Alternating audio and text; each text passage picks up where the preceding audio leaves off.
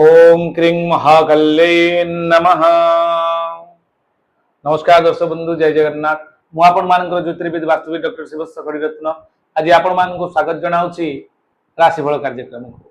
आज रही आपण राशि अर्थात सिंह राशि रे 2026 मसीहा जून मासरे मासिक राशिफल एवं 1 तारिख रु 30 तारिख पर्यंत दैनिक राशिफल ए सबु उपरे हम आज आलोकपात करबा एवं शेष रे रही आपण प्रतिकार जहाँकि वैदिक रीति आम प्रतिकार को जाना। दर्शक बंधु ए मासरे पांच पांचटी प्लानेट बा ग्रह आपणकर चलन कर पांचटी ग्रह जेहेतु चलन होती तेणु आपणकर पांचटी ग्रह जो चलन होती आर प्लानेटरी कंजक्शन रिपोर्ट कौन रहा। सेकेंड जून गुरु कर्कट राशि को जाउछंती अष्टम माने 8 तारिख दिन जोटा कि जून 8 तारिख दिन आपणकर शुक्र कर्कट राशि को जाउछंती। 15 जून रवि मिथुन राशि जाउछंती। 21 जून आपणकर मंगल वृष राशि को जाउछंती एवं 22 जून बुध आपणकर कर्कट राशि को आछंती। तले ए जो चलन हबो पांचटी ग्रहंकर जो चलन घटुची ताले तार रिपोर्ट आपणकर राशि अर्थात सिंह राशि पाई कोन प्रभाव पड़िबो आपणकर शिक्षा उपरे, आपणकर चाकरी उपरे, आपणकर प्रेम प्रणय उपरे, विवाह वैवाहिक संपर्क रे किबळी अछि, आपण कोर्ट कचेरी मामला दूर यात्रा आपणकर सबु उपरे हमर नजर रहइबो। एवं एहा परे आमे जो देखिबा आपणकर प्लानेटरी कंजक्शन रिपोर्ट कोन कहूची आपणकर जोटा कि व्यवसायिक अनुष्ठान ले कोन कोन घटिबो, कर्म क्षेत्र में कि कोन कोन रहिची एवं आपणकर आय व्यय आपणकर जोटा कि आपणकर जो माने शिक्षार्थी विद्यार्थी अछंती हायर टेक्नोलॉजी रे जो माने काम करूचंती सबु ऊपर आज हमें डिस्कशन करिबा। दर्शक बंधु आसनु जानिबा सिंह राशि अधिपति होउचंती रवि। रवि होउचंती most powerful planet of solar system. Solar system रो जदी के सबुटु मोस्ट पावरफुल प्लैनेट थांती से होउचंती रवि। रवि होउचंती आपणकर राजकीय प्लैनेट अर्थात सिंह बळी बंचिबा। सिंह राशि होउची सिंह राशि पई सिंह पई आसन दरकार पड़े। सिंह जो जगह बसी जाए सेटा तार आसन ही जाए अर्थात सिंह राशि व्यक्ति माने साधारणतः बहुत स्वाभिमानी होता से सहजरे का आगे मुंड नईबे बेले बेले यही स्वाभिमान हैरान ले पकई दिए कष्ट पाते। ए मासरे आपण कौन रही आसन जाना। दर्शक बंधु केते गुड़िए बहुत भल भल पॉइंट आपंकर ए मासरे रही धैर्य सहित शुणिबे। आपणकर भाग्य ए मास आपन बहुत सपोर्ट करिवो कारण आपण चतुर्थाधिपति एवं भाग्याधिपति मंगल आपणकर स्वगृह रे अछंती। आपण ए मासरे भूमि भवन वाहन भूषण प्राप्तिर योग रही। फाइनेंशियल सेक्टर आम जो देखा लाभाधिपति लाभ स्थान बहुत बढ़िया इनकम आपणकर सोर्स ऑफ एनर्जी एक्टिव अच्छी आपण इनकम करें बहुत फाइनेंशियली आप स्टेबल हेबे मासरे। एवं कर्माधिपति तृतीयाधिपति शुक्र से आप लाभ स्थान अच्छी एकदम बेस्ट जगह अच्छी। कर्माधिपति कर्म क्षेत्र में उन्नति घटिबो प्रमोशन हो पारे ऊपर हायर अथॉरिटी सहित मिसिकी किछि बड़ बड़ काम पाई आपण जाई पारंती कौन से एक जगह को। एवं दशम स्थान में सबुठ बड़ जिनस होची रवि अछंती आपणकर पॉलिटिकल क्षेत्र में बहुत भल रहइबो। पॉलिटिकल जो माने फील्ड रे काम करू सेमान पई तो एक्सीलेंट रिजल्ट दबो ए मास। एवं गवर्नमेंट रिलेटेड प्रोजेक्ट जहां आपणकर पूर्व अटकी की थिला ए मास रे मध्य ता सुरखुर रे काम हे जिवो। अष्टम रे शनि थिबारु टिके अष्टम शनि शनि सप्ताह बार जोटा कि आपणकर मध्यपाद बाप माँ मामू माई मौसा माउसी एमान टिके क्षतिकारक जो माने बड़ अंश रे अछंती। एवं जदि आपण घर मुख्य आपण पई टिके हेल्थ इश्यू देखा दे पारे आपण आंटुगंठी प्रॉब्लम अंटा पेन होबा जॉइंट पेन होबा ए सब रो कारक मध्य शनि अष्टम रे रहिले टिके प्रॉब्लम करिताय। एवं आकस्मिक दुर्घटना मध्य देखा दे पारे आपण सतर्कता अवलंबन करिवे।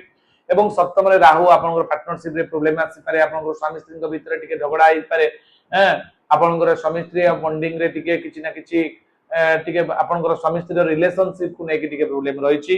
एवं राहुंकर दृष्टि जेतु रहिछि आपनकर 11th हाउस को आपनकर 11th हाउस रो मालिक एवं 11th हाउस रे शुक्र स्ट्रांग अछंती एवं आपन अननेसेसरी खर्च टिके बढ़ी जाई पारे तेणु सतर्कता अवलंबन करिवे। अर्निंग सोर्स तो भलो अछि किंतु अननेसेसरी खर्च अपव्यय होबार संभावना मध्य थिबारु सतर्कता मध्य आपण अवलंबन करिवे।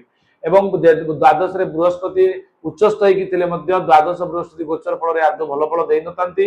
ଦ୍ୱାଦଶ ରେ ବୃହସ୍ପତି କିନ୍ତୁ ଚନ୍ଦ୍ରଙ୍କ କ୍ଷେତ୍ରରେ ଥିବାରୁ ଖରାପ ଫଳ ବି ଦେବେ ନାହିଁ।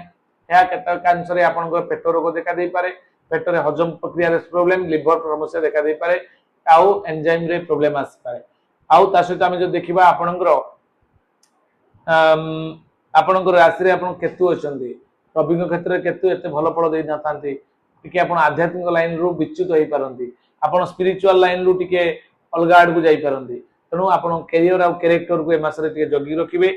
ଏବଂ ଆପଣଙ୍କର ଯୋଉମାନେ ପ୍ରେମ ପ୍ରଣୟରେ ଲିପ୍ତ ଅଛନ୍ତି, ଅଷ୍ଟମାଧିପତି ପଞ୍ଚମାଧିପତି ପ୍ରେମ ଲଭସିପ ପାଇଁ ଏ ମାସ ଭଲ ନାହିଁ। ଆପଣଙ୍କର ପଢାପଢିରେ ପିଲାମାନେ ଟିକେ ଡିଷ୍ଟର୍ବ ହେବେ, ଅଳସୁଆମୀ ଅନୁଭବ କରିବେ, ଅବହେଳା ପ୍ରଦର୍ଶନ ହେଇପାରେ। ସନ୍ତାନ ପ୍ଲାନ କରିବା ପାଇଁ ଚାହୁଁଥିଲେ ଏ ମାସ କରନ୍ତୁ ନାହିଁ। ଇଏ ଥିଲା ସମ୍ପୂର୍ଣ୍ଣ ଡିସ୍କସନ ଯାହାକି ଆମେ ଆପଣଙ୍କର କୁଣ୍ଡଳୀ ଅନୁସାରେ କଲେ, ଯୋଉ ଯୋଉ ପ୍ଲାନେଟ ମାନେ ଚେଞ୍ଜ ହଉଛନ୍ତି ତା ପାଇଁ କଲେ। ଏବେ ଆମେ ଜାଣିବା 1 ତାରିଖରୁ 30 ତାରିଖ ପର୍ଯ୍ୟନ୍ତ କଣ ରହିଛି ସମ୍ପୂର୍ଣ୍ଣ ଡିସ୍କସନ କରିବା। ହଁ, କୋର୍ଟ କଚେରୀ ମାମଲାରେ ଆପଣ ମଧ୍ୟ ପ୍ରୋଟେକ୍ଟିଭ ପାଇବେ, କାରଣ ଯେହେତୁ ଆପଣଙ୍କର 12th ହାଉସ ରେ ଅଛନ୍ତି, ଦୂର ଯାତ୍ରା କରିବା ପାଇଁ ଚାହୁଁଥିଲେ ଆପଣ ପରାମର୍ଶ କ୍ରମେ ଯାଇପାରିବେ। ଏବଂ ଆପଣଙ୍କର ଯୋଉମାନେ କାମ କରୁଛନ୍ତି, ବ୍ୟବସାୟିକ କ୍ଷେତ୍ରରେ ଅଛନ୍ତି, ସେମାନଙ୍କ ପାଇଁ ମଧ୍ୟ ବହୁତ ଭରପୁର ଏନର୍ଜେଟିକ ପାୱାର ବୁଦ୍ଧ ଆପଣଙ୍କୁ ପ୍ରଦାନ କରିବେ। ବୁଦ୍ଧି, ବିବେକ, ଆତ୍ମପ୍ରତିଷ୍ଠା, ସୋସିଆଲ ରେସପେକ୍ଟ ଆପଣ ଗେନ୍ କରିବେ। ଆପଣ ବୁଦ୍ଧ ଆପଣଙ୍କର ଯେହେତୁ ଲାଭାଧିପତି ଲାଭ ସ୍ଥାନରେ ଥିବାରୁ ଏହା ଏକ୍ସେଲେଣ୍ଟ ରେଜଲ୍ଟ ଆପଣଙ୍କୁ ଦେବ। ଯେହେତୁ ନିଜ ଘରେ ସୁଖ ସ୍ଥାନରେ ଅଛନ୍ତି, ପୁଣି ନୈସର୍ଗିକ ଶୁଭଗ୍ରହ ଶୁକ୍ର ଯୁକ୍ତ ହେଇକି ବୁଦ୍ଧ ଅଛନ୍ତି। ତେଣୁ ଯୋଉ ଯୋଉ ପ୍ରୋବ୍ଲେମ ରହିଲା ଆମେ ତାର ପ୍ରତିକାର ପାଠକୁ ଯିବା। ଏବେ ଆମେ ଜାଣିଦେବା 1 ତାରିଖରୁ 30 ତାରିଖ ପର୍ଯ୍ୟନ୍ତ କଣ ରହିଛି, ସୂଚନା କଣ ରହିଛି, ଆସନ୍ତୁ ଆମେ ଜାଣିନେବା। ଦର୍ଶକ ବନ୍ଧୁ, ସିଂହ ରାଶିର ଅଧିପତି ହେଉଛନ୍ତି ରବି।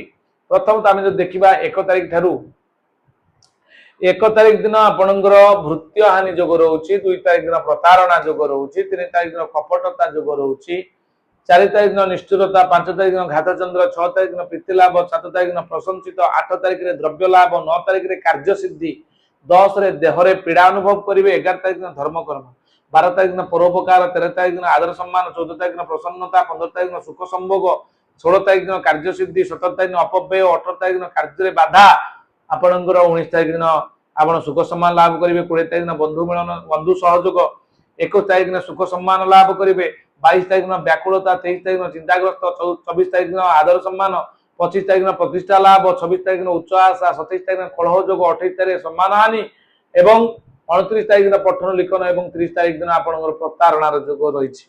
ତ ଏ ଥିଲା 1 ତାରିଖରୁ 30 ତାରିଖ ପର୍ଯ୍ୟନ୍ତ ସମ୍ପୂର୍ଣ୍ଣ ସୂଚନା। ଏବେ ଆମେ ଜାଣିବା ଯେ କଣ କରିବା, କଣ କଣ ପ୍ରୋବ୍ଲେମ ଅଛି ଏବଂ ଏ ପ୍ରୋବ୍ଲେମ ତ ଆପଣ ଡିସ୍କସନ କଲି।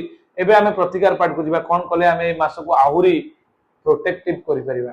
ଦର୍ଶକ ବନ୍ଧୁ ମନେ ରଖନ୍ତୁ ତାହେଲେ ପ୍ରତିକାର। ଦର୍ଶକ ବନ୍ଧୁ, ଯୋଉମାନେ ମତେ ଭେଟିବା ପାଇଁ ଚାହୁଁଛନ୍ତି, ଭୁବନେଶ୍ୱର ନୀଳାଦ୍ରି ବିହାରରେ ମୋର ଏକ ଅଫିସ ଅଛି, ସେଠାରେ ମତେ ଯାଇକି ଭେଟି ପାରିବେ। ପ୍ରତ୍ୟେକ ଶନିବାର ଏବଂ ରବିବାର ଦିନ 10ଟାରୁ ରାତି 10ଟା ପର୍ଯ୍ୟନ୍ତ ସେଠାରେ ସମ୍ପୂର୍ଣ୍ଣ ଖୋଲା ରହୁଛି ଅଫିସ। ଆପଣ ଯାଇକି ସେଠାରେ ମତେ ଭେଟି ପାରିବେ ଏବଂ ଦେଖା କରିପାରିବେ। ସୋମ, ମଙ୍ଗଳ, ବୁଧ ଦିନ 10ଟାରୁ ରାତି 8ଟା ପର୍ଯ୍ୟନ୍ତ ଜାରକା ପାତ୍ର ଜୁଏଲାରୀ ଫାର୍ଷ୍ଟ ଫ୍ଲୋର ଯାଜପୁରରେ, ଜାରକା ଯାଜପୁରରେ ମୋର ଆଉ ଏକ ଅଫିସ ଅଛି, ସେଠାରେ ମତେ ଦେଖା କରିପାରିବେ। ଗୁରୁବାର ଏବଂ ଶୁକ୍ରବାର ଭଦ୍ରକରେ, ମୋ ନିଜ ଘର ଗାଁ ହଉଛି ଭଦ୍ରକ ଜିଲ୍ଲା ଭଣ୍ଡାରୀ ପୋଖରୀ ମଞ୍ଜି ରୋଡ ନାମି, ସେଠାରେ ମଧ୍ୟ ମତେ ଯାଇକି ଦେଖା କରିପାରିବେ। ଯୋଉମାନଙ୍କର ଆବଶ୍ୟକ ଅଛି କଣ୍ଟାକ୍ଟ କରିପାରିବେ, ସ୍କ୍ରିନରେ ନମ୍ବର ଅଛି, ଯୋଗାଯୋଗ କରିପାରିବେ। ଆପଣଙ୍କର ବାସ୍ତୁ ସମ୍ବନ୍ଧୀୟ ସମସ୍ୟା ଯଦି କିଛି ଥାଏ, ଆପଣଙ୍କର ମୁଁ ମୋ ଟିମ୍ ସହିତ ଯିବି। ଓରା ସ୍କାନର, ଆପଣଙ୍କର ମ୍ୟାଗ୍ନେଟିକ କମ୍ପାସ, ବାସ୍ତୁଚକ୍ର ମାଧ୍ୟମରେ ସମ୍ପୂର୍ଣ୍ଣ 0 ଡିଗ୍ରୀ ନର୍ଥକୁ ନେଇକି 5 ଏଲିମେଣ୍ଟ ବାଲାନ୍ସ କରାଯିବ। 16ଟା ଜୋନ୍ ଗ୍ରିଡିଂ କରିକି ଆପଣ ଆସିବୁ।